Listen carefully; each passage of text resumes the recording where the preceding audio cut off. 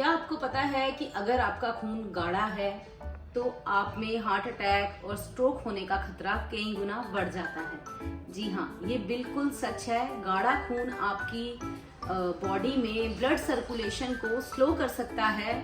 इसी वजह से नसों में क्लॉट बनकर कई खतरनाक कंडीशंस पैदा हो सकती हैं। So hello everyone, welcome to my YouTube channel which is Nisha Sharma wellness. Hope आप सब ठीक होंगे, खुश होंगे और अपनी लाइफ में पॉजिटिव होंगे। तो देखिए, ब्लड थिनिंग का मतलब ये नहीं होता कि आप ब्लड जो आपका ब्लड है वो पानी की तरह पतला हो जाए, बल्कि इसका मतलब ये होता है कि आपका ब्लड पूरी बॉडी में स्मूथली फ्लो करे और इसमें क्लॉट्स बनने का रिस्क और ब्लॉकेज होने का खतरा कम हो। आइए तो आज हम इस वीडियो में 7 ऐसी चीजों के बारे में जानेंगे जो कि खून को पतला करके नसों में क्लॉट बनने का जो रिस्क है उसको कम करती हैं।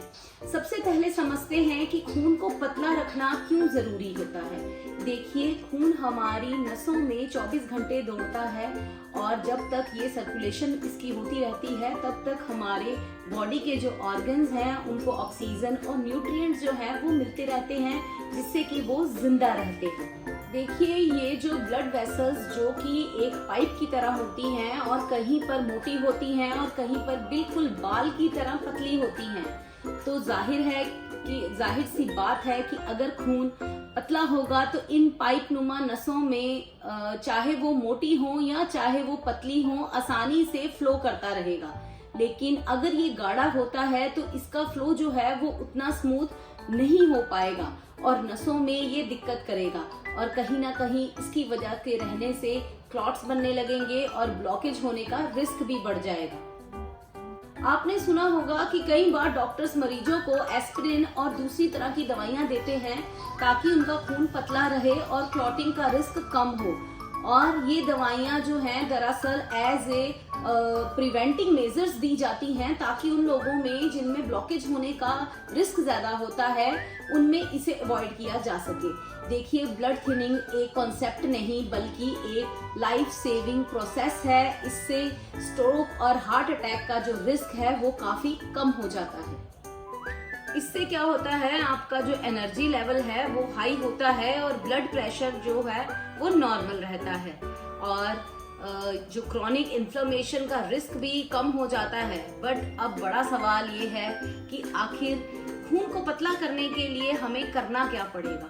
तो इसके लिए आपके पास 2 तरीके होते हैं। पहला ये है कि जो दवाइयों के जरिए जो कि सर्वर केसेस में डॉक्टर द्वारा दी जाती हैं, और दूसरा है आपके खाने पीने में ऐसी चीजों को शामिल करना जो कि नेचुरली खून को पतला रखती हैं। तो आज हम दवा नहीं बल्कि ऐसे 7 फूड्स के बारे में जानेंगे जो कि अगर आप आज ही से लेना शुरू कर सकते हैं बिना किसी डर से और बिना किसी साइड इफेक्ट के। खून को पतला करने के लिए पहला और सबसे इम्पोर्टेंट स्टेप है डाइटरी चेंजेस, यानी कि अपने खान पान में कुछ बदलाव लाना। जी हाँ, जो चीजें आप खाते हैं उनका सीधा असर आपके ब्लड फ्लो के ऊपर पड़ता है। खून को पतला करने के लिए आपको अपनी डाइट में कुछ स्पेसिफिक फूड्स को इंक्लूड करना होगा।